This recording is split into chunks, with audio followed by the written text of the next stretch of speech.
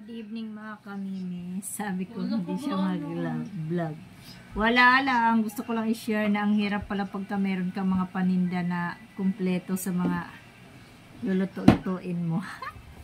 Parang makaka-ordoy yun yung gagawin ko.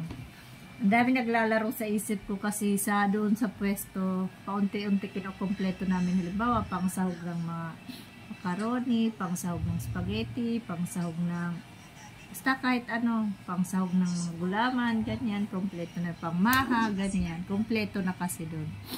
Ayan, bigla kong naisip nakita ko yung pang pastel sana ni Kento, oh.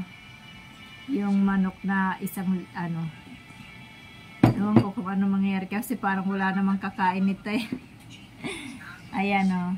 Nagpakulo na syempre ako ng macaroni noodles. Kompleto kasi doon pagpunta ni Ken doon kasi si Ken nagbabantayan doon na pag nakauwi na ako pinapabalik na dito. Ay si Ken na ang pinapapunta ni Michael doon pag may deliver. Bigla ko naisip tuloy mag-macaroni ba to? Chicken macaroni ba to? Bahala na. Ayan. May iba tapos mayroon ako sa ref konting carrots saka cheese na yan din. Kompleto kasi doon eh. May pasas na rin. Kaya lang si Ken ang dinalang mayonnaise maliit talaga. Pero okay na yan kasi matamisin ko na lang ito. Ayan lang. Ang hirap pag ganito. Malugi talagang hanap buhay guys.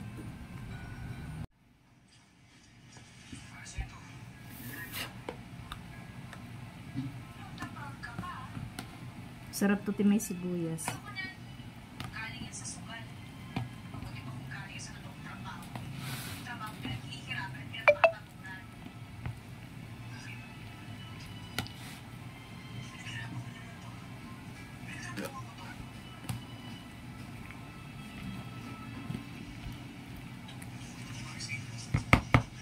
Talaga nakita.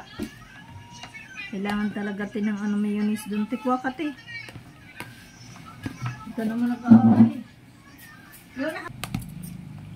Ma, ano ulit yung kulay blue?